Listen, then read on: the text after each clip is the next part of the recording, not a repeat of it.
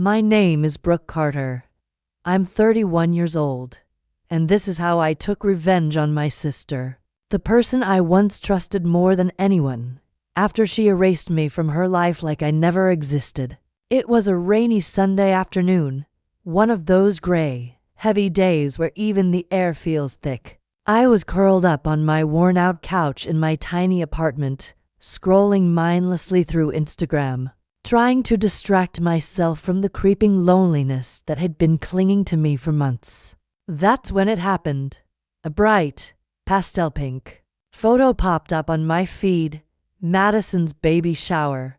There she was, my perfect, glowing sister, in some fancy floral dress, cradling her bump and grinning ear to ear. Around her stood my dad, our aunts, cousins, even my old college roommate. People I hadn't heard from in months. They were all there, holding champagne glasses and posing in front of a balloon arch that read it to girl. I just sat there, frozen. I stared at my phone screen, heart pounding, mouth dry. I scrolled through the carousel of pictures, one after another, the people I grew up with, laughing, celebrating, like I didn't even exist. Not a text, not a call, not a single word to let me know it was happening. For a split second, I told myself maybe my invitation got lost. I checked my messages, refreshed my inbox, even opened my junk folder. Nothing. That was the moment it hit me. It wasn't a mistake. It wasn't some innocent oversight. They didn't forget me. They didn't want me there. And for the first time in my life, I wasn't going to let it slide. I remember sitting there, the sound of the rain against my window, the weight of that realization sinking into my chest like a stone. Then, just as I was spiraling, a knock at the door. It startled me, pulling me out of my daze. I opened it to find a plain, brown box sitting on my welcome mat. No name, no return address, just my name written in neat, block letters on top. I carried it inside, my hands shaking. Inside was a stack of old financial ledgers, a flash drive, and a small, folded piece of paper. On it, in tight, slanted handwriting, were 5 words. You deserve to know the truth. And in that moment, I swear, the air in the room changed. I didn't know who sent it, or what it meant, but something inside me cracked open. Whatever this was, it wasn't just about a baby shower anymore. I grew up in a middle-class town, in New Jersey, the kind of place where everybody knows your business before you even do. Our family wasn't rich, but we were comfortable. My dad owned a small marketing firm in town, Carter & Co., and my mom stayed home with us until we got older. It was always just the 4 of us, my dad, my mom, my sister Madison, and me. From as early as I can remember, Madison was the star, blonde, bubbly, and beautiful. The kind of girl people gravitated toward without even knowing why. She was the one who made straight A's without studying, the one who got invited to every sleepover, the one whose science fair projects my dad would practically do for her, just so she'd win first place.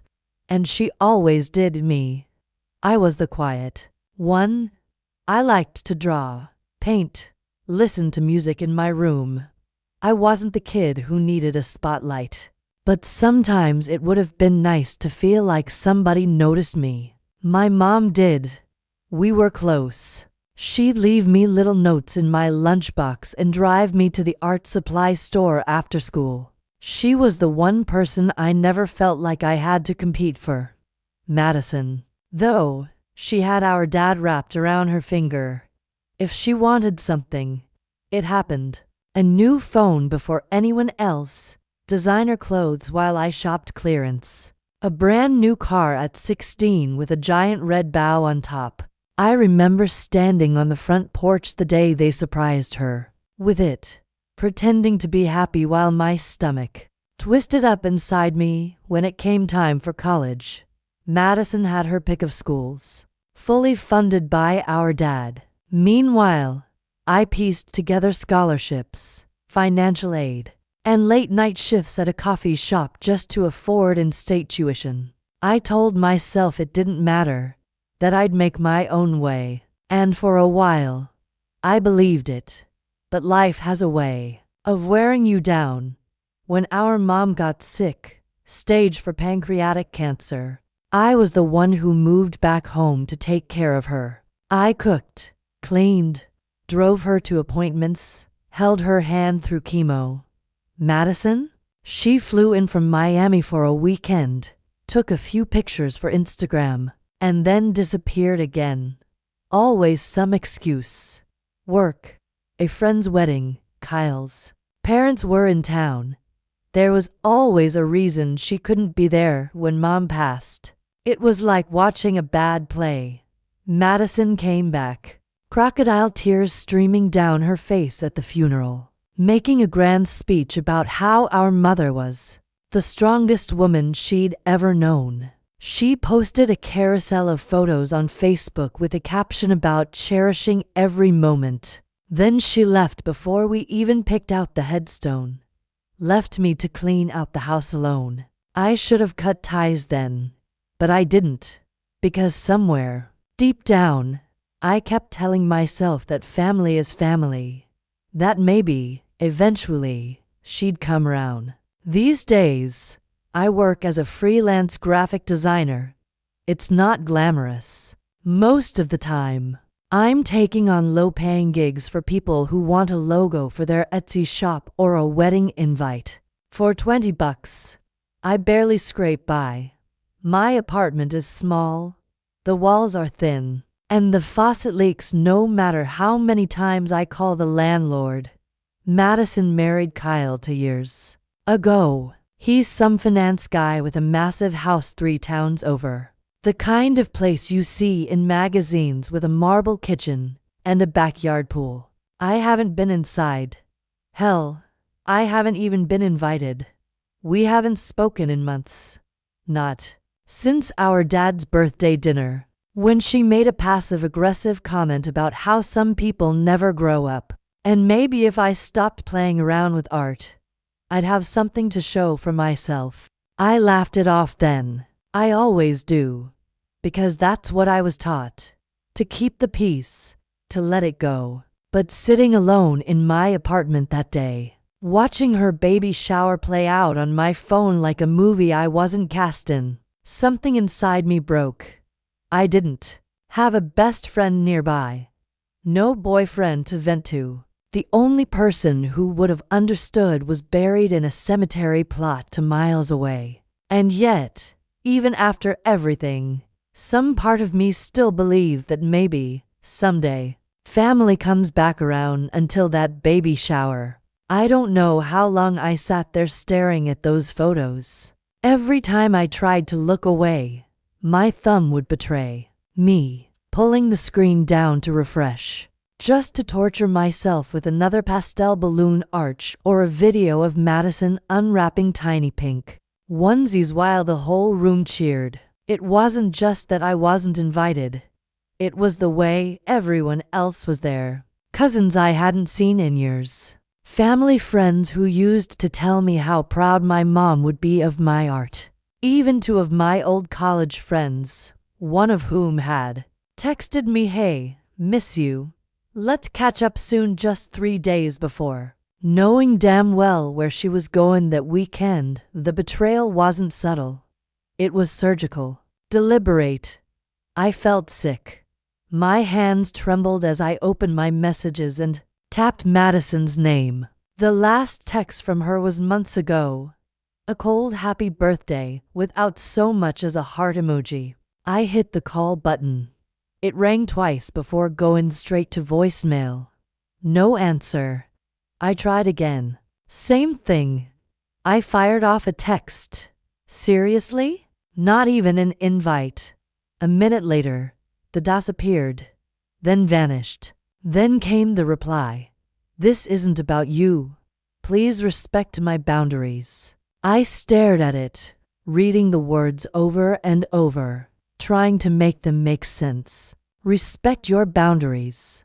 Like I was some toxic stranger trying to crash her party. Not her only sister. I opened my dad's contact next. I knew it was pointless. We'd barely spoken since Mom died. But in that moment, it felt unbearable not to at least try. I sent a simple message. Did you know about this? Nothing. Left on read. I poured myself a glass of cheap red wine and curled up on the couch. The kind of numb that feels worse than crying. The rain against the window sounded like static. That's when my eyes fell on the plain brown box I'd set on the side table earlier, still unopened. I don't know why I hadn't touched it.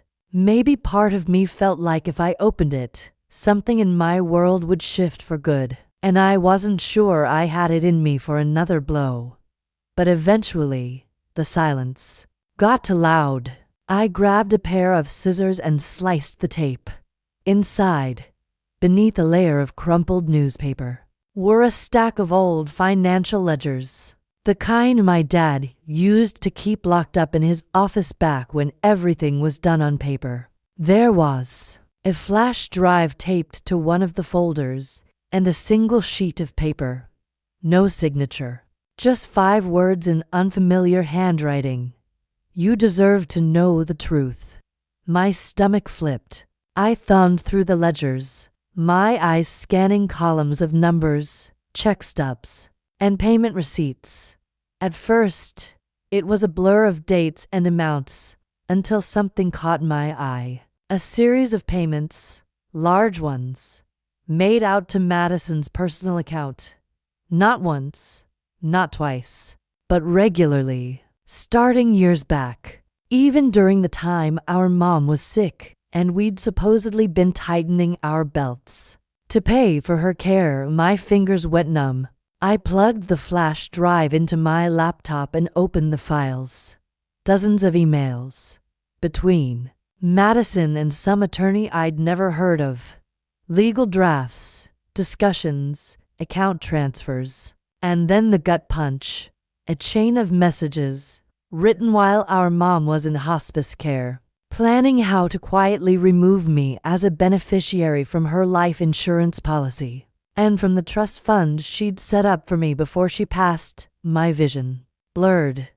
I actually had to steady myself against the table. Every line I read felt like another betrayal unraveling a part of my past I thought was safe. It wasn't just the baby shower. It wasn't some petty, what I'm slight. They'd been erasing me for years. And that's when the grief cracked wide open and turned into something else. Something sharper, rage for hours that night. I sat alone in my apartment with those papers spread out across my kitchen table like a crime scene. Every page I turned, every email I read, chipped away at whatever scraps of loyalty I still had left for my sister. I kept thinking about every birthday card she ever signed, every time she hugged me at a family holiday, every fake little love you, sis. All of it felt like a lie. She hadn't just cut me out of her baby shower. She hadn't just forgotten to text. She'd stolen from me. The ledgers were clear. Payment after payment funneled from company accounts into Madison's personal checking. Over $130,000 siphoned off quietly over the years. And it wasn't random. There were notes, things like consulting fees and executive bonuses, written next to her name, even though she hadn't worked a day at my dad's company since she was 19. That money was meant for me. My mom had told me once, not long before she got sick, that she'd set something aside for me. Said it wasn't much, but it was a little nest egg to help me start my life. Help me buy a place of my own, maybe open a studio. I remember brushing it off, telling her not to worry. I should have worried. because it was gone. Every cent. In the worst part, the part that made me feel physically sick, was seeing my dad's name on those emails too. I opened a string of messages dated 6 months before Mom died. Madison had been worried about me, causing drama over the trust. My dad's reply was brutal in its simplicity. Do what you need to do. It's not worth the family tension. Not worth the family tension. I wasn't worth keeping whole.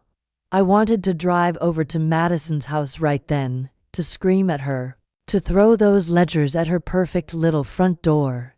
But something stopped me. They already erased me once, and a confrontation would just be another scene in their version of the story. The unstable, bitter sister lashing out. I wanted them to feel it too, but not in some explosive, messy fight they could twist around and dismiss. I wanted quiet devastation, so I started planning. I called one of the only people I still trusted, an old college friend named Eliza, who worked as a researcher for a local paper. She wasn't family, she wasn't part of our world, and she was smart enough to keep her mouth shut. I laid it all out for her, sent over copies of the documents. Her first reaction was what mine had been. Disbelief, followed by disgust. But then she got serious. I know a guy, she told me. Turns out there's a journalist in the city who specializes in corporate fraud scandals. Small town, family-run businesses just like my dad's. The kind of stories that don't make national news but absolutely ruin local reputations. I reached out anonymously, sent everything over. Every ledger, every email, every transfer receipt. I made copies, labeled them carefully, packaged them up like evidence in a trial, and shipped a clean, untraceable packet to the IRS and the state tax board too. But revenge, I realized, wasn't just about blowing up their lives. It was about hitting them where it hurt most, and for Madison, that wasn't family. It was money, status, control. I remembered a conversation from years ago at one of our dad's business dinners. Madison had been bragging about Kyle's firm, how they were on the verge of this huge merger with some private equity group, how everything had to stay squeaky clean for the deal to go through. She was practically glowing with pride about it, showing off, so I did some digging. It didn't take long to find out which corporate partner was overseeing the merger.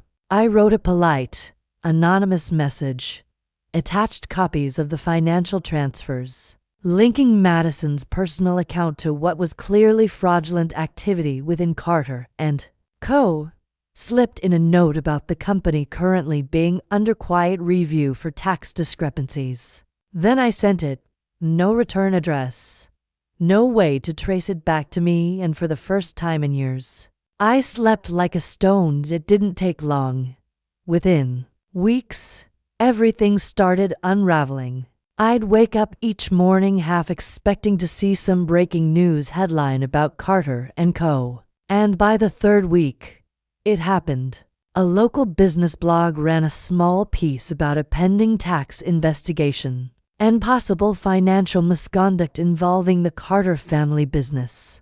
Then a second article followed, this time about Kyle's firm suddenly pausing a multi-million-dollar merger due to unresolved personal conflicts of interest within a partner's family. Translation: Madison's name was poison. From there, it spiraled fast. Kyle's company launched an internal audit, digging into every transaction connected to Madison. Her personal accounts were flagged and frozen. Word spread fast in their tight little country club circle, faster than I ever could have imagined.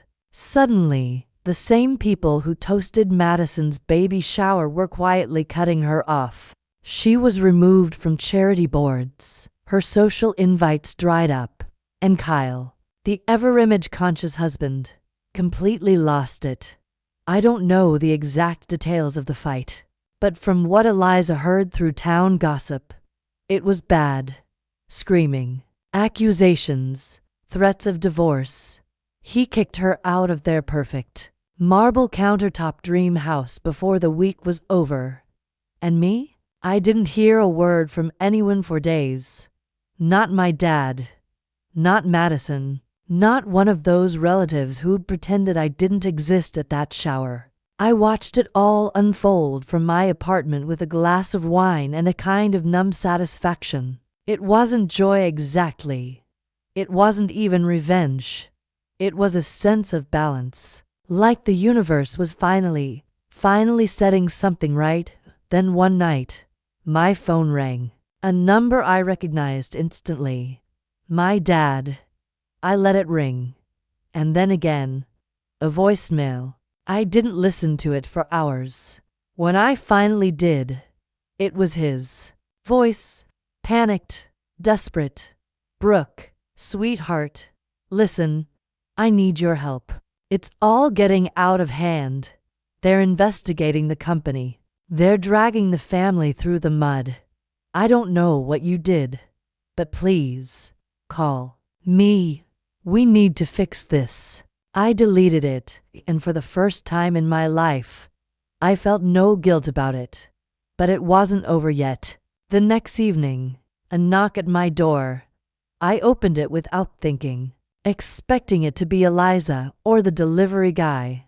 It was Madison. Her hair was a mess, mascara streaked down her face, eyes swollen like she hadn't slept in days. She looked nothing like the flawless, curated woman I'd seen posing under those pink balloon arches.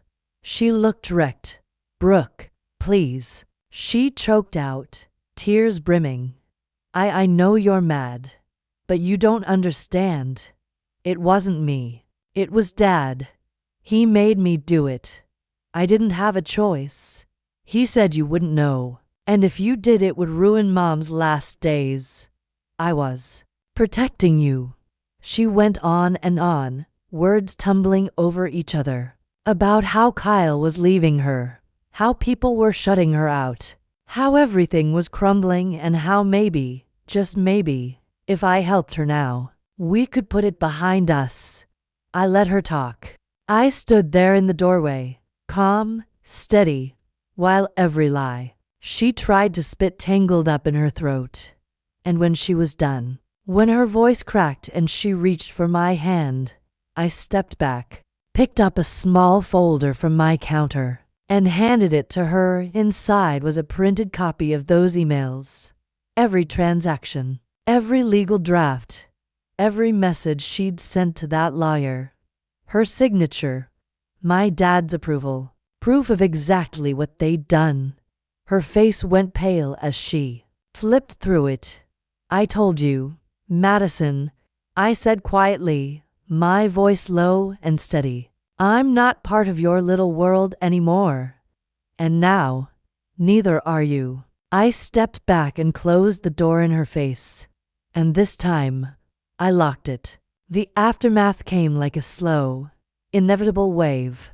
A month after that night at my door, the IRS officially hit my dad's company with a hefty fine for tax fraud and financial misconduct. The local paper ran the story on a Tuesday morning, and by Thursday, he'd announced his early retirement in a statement filled with thinly veiled excuses about wanting to spend more time with family.